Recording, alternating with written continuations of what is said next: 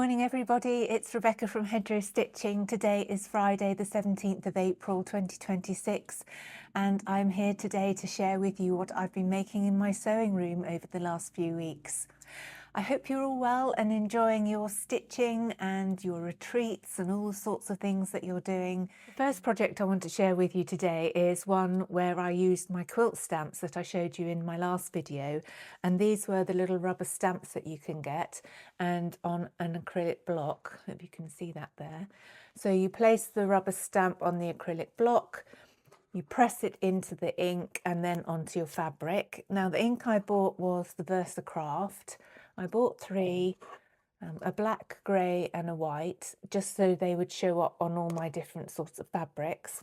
And I wanted to make a little miniature hand quilt. And so I looked through all my stash and pulled out some brown fabrics. And this is what it looks like when you've stamped it on the back of your fabric. And then I used a 7 by 7 row of little squares. These are inch squares. And I sewed them all together and I made this little tiny quilt. And I put a little blue square in the middle just for some contrast.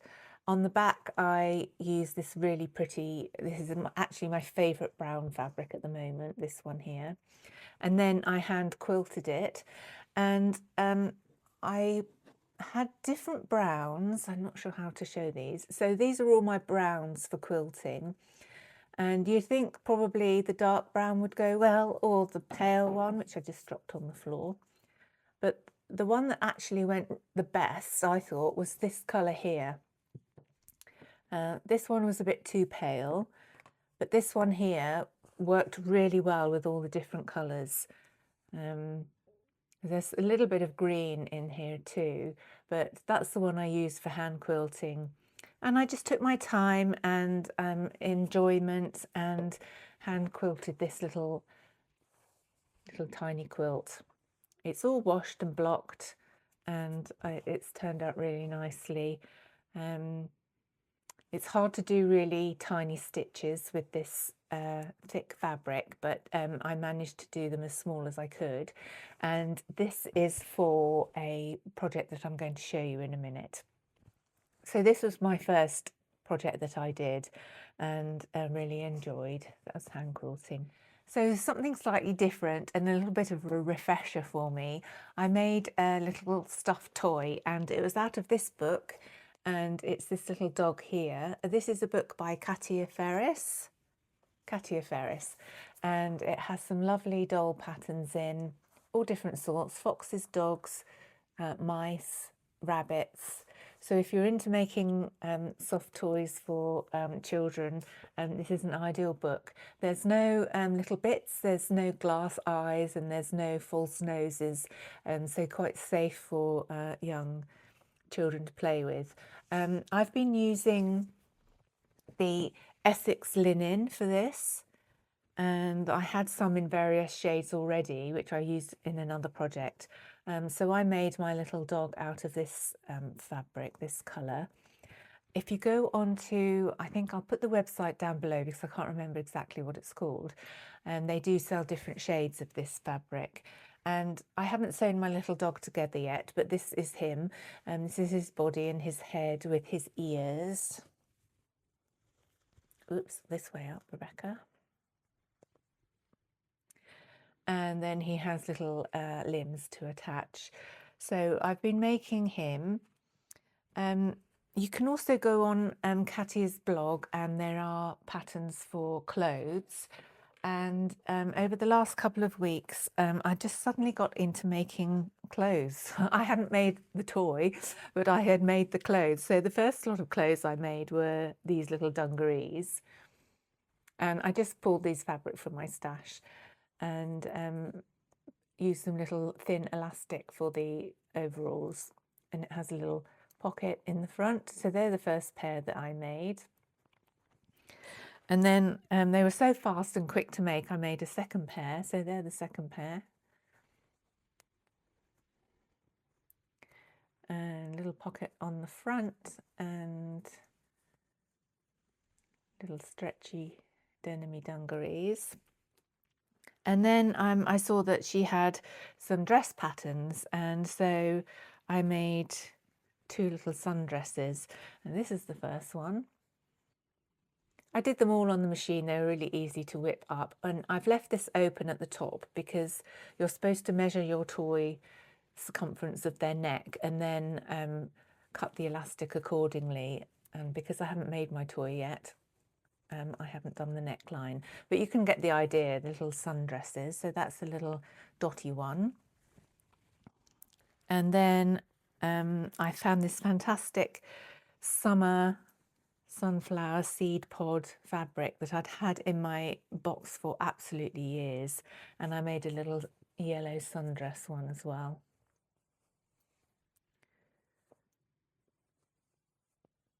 That was my little sundress. And then I was having a clear out and I found that I had a pattern. I hadn't even made it, the Lunar Rabbit. So I noticed that there was a dress pattern in there as well. So I sewed the little dress pattern together for my little creatures that I'll be making. And so this is the little dress with a little rick-rack on the sleeves and a little Peter Pan collar. I've just got to finish it at the top here. So I had fun making these little outfits, and it was something slightly different from my usual quilting. So I will show you once I have finished making my toy. So I'll pop him in there. And I also cut out a pattern for some trousers. So I've made him some, or nearly made him some little gingham trousers. So I'm going to pop those in there as well. And my rest of my fabric, so that doesn't get lost. And the pattern. And the book. So that was a little bit of a refresher and something different that I haven't made before. So I'm keeping that all in my bag there. And what else have I been doing? I have been practicing my hand quilting, and I know it takes a lot of practice. I've been trying lots of different needles, and I've got a little plate of the needles I've been using here. So a little while ago I showed these tulip needles, which I have been using, and then I branched out and I bought Sue Daly's milliner needles. So I bought these ones, and I have used those on a project I'm going to show you in a minute. I do like them. However, I have decided now that I like a rather sturdier needle, so one that's not too bendy, because the project I've just started, I found that I pricked my finger so many times with this bendy needle that I had had enough.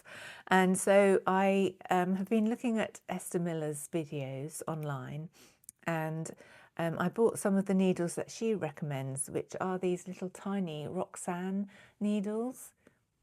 And these are for very fine quilting. And I've decided that these are the ones that I like the most. So they don't bend, and they must be made of really, really hard steel. So they're the ones that I've been using the most. And I also purchased myself something that makes quilting a lot easier, which is one of these needle pull throughs.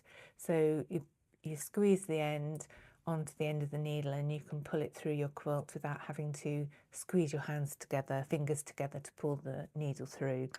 So I've been using, this is my little, I keep my little tiny scissors here as well.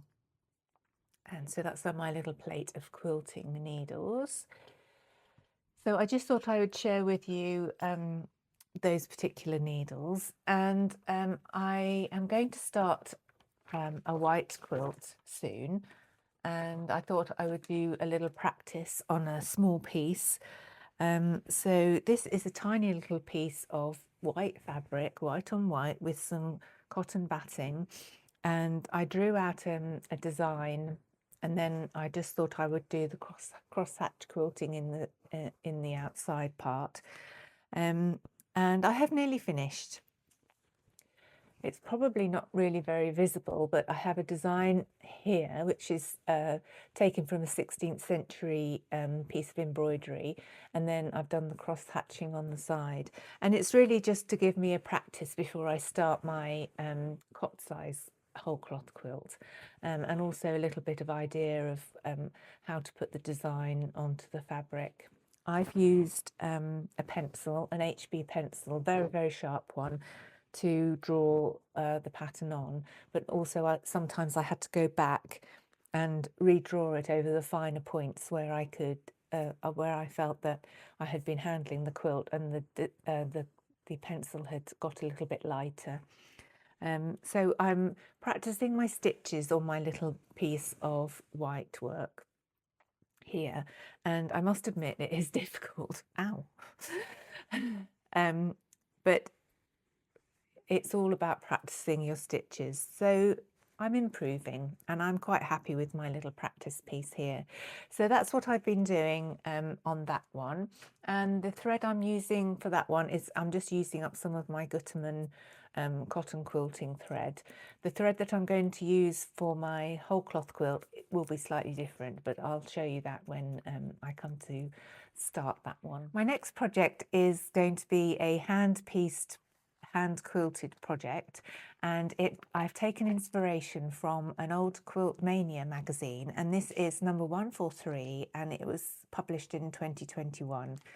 And this quilt comes from a collection of quilts from Connecticut, and it was sewn in 1837 by Clarissa Moore Tolland, and it's this quilt here.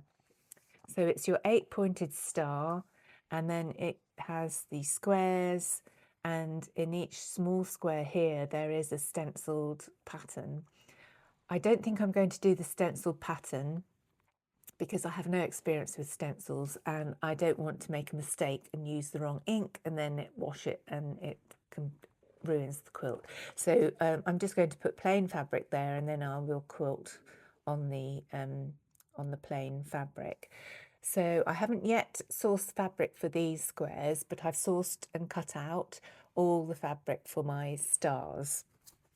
So I'll show you what's left of my stars to sew. So these are, each star has 8 pieces. These are what's left. I've usually managed to do about 6 a day, sewing them together, and I show you a little view of the ones that I've done.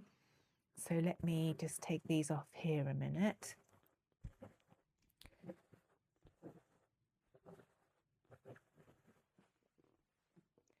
So I am challenging myself with this project because I am using fabrics that I don't really like that much, or some of them I don't really like that much. And I know I like most of them, but there's a few that I've put in which I bought in a kit or in a collection of fabrics, and they're not ones that I would usually buy. So this is the first one that I've done. Really lovely with the black and the red. And they're just hand pieced, and I've got a nice flat seam in the middle here, and this is just a little number so I know which one that it corresponds to in the pattern.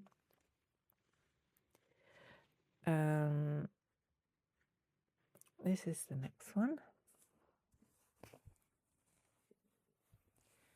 So I cut out the shape with just using an HB pencil, and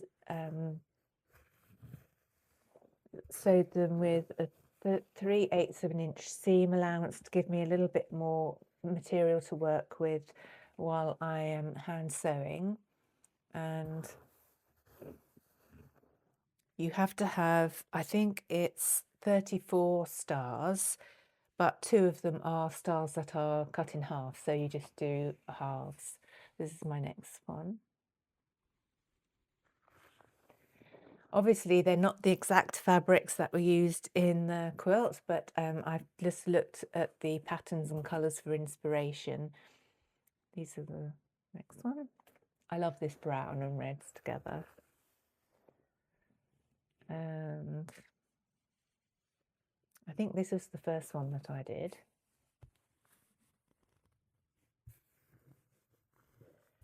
These were all fabrics I had in my stash. I've not bought any new fabrics for this.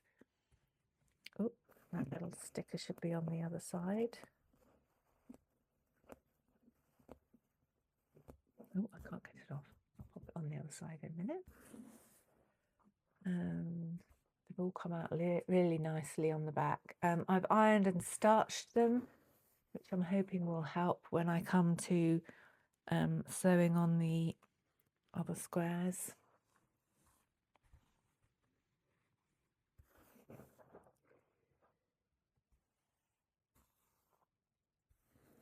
I used a pencil to draw out my templates rather than the pen, because I've decided I don't like the ink pens, even though they say they're water soluble.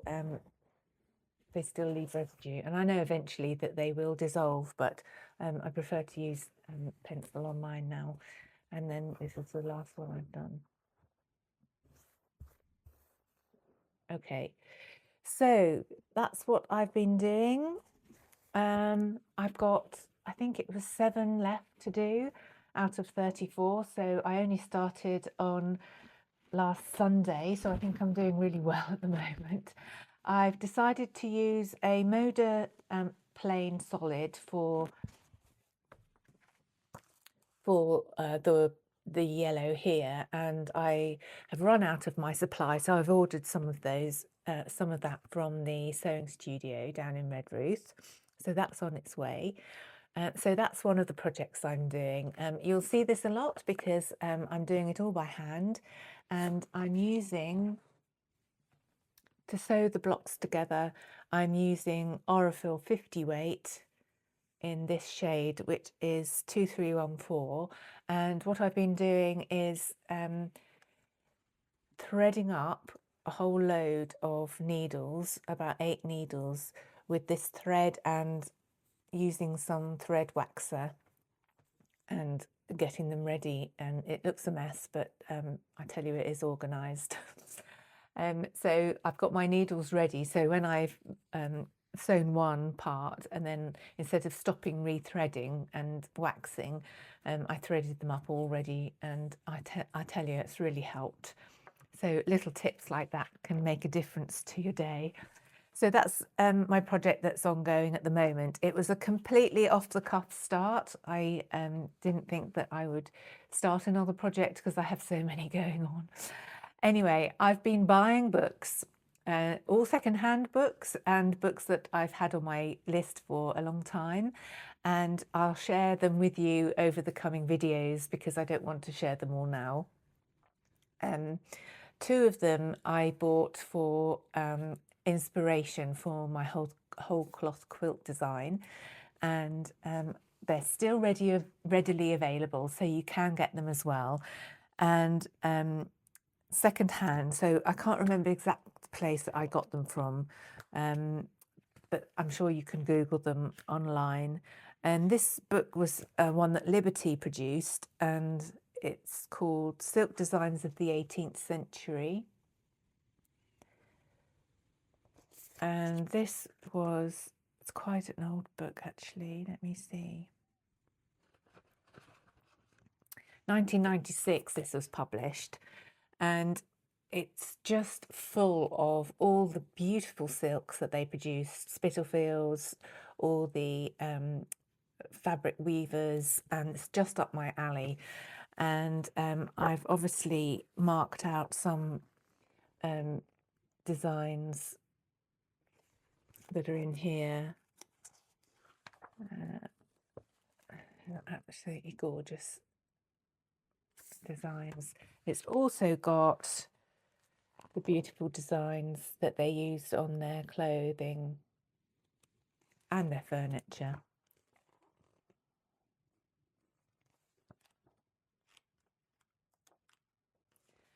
And it's also much easier to look at photographs in a book than it is. I find it much easier to look at photographs in a book than looking online and then trying to get together ideas for your own designs. So this is absolutely superb book. The next book I have to share with you is a hardback book which was written by a French textile designer and historian. I thought this book was out of print, but I saw it and I managed to pick it up, and it's The History of Silk.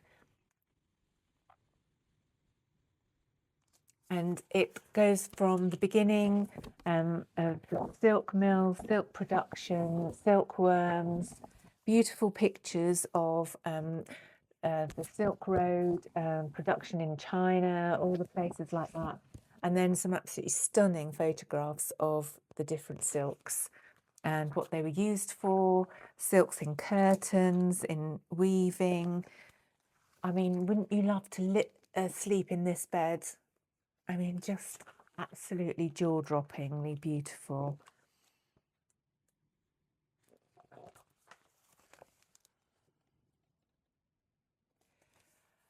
I've marked off some pages here. Let me show you what I've... Oh, yes, it was this bodice.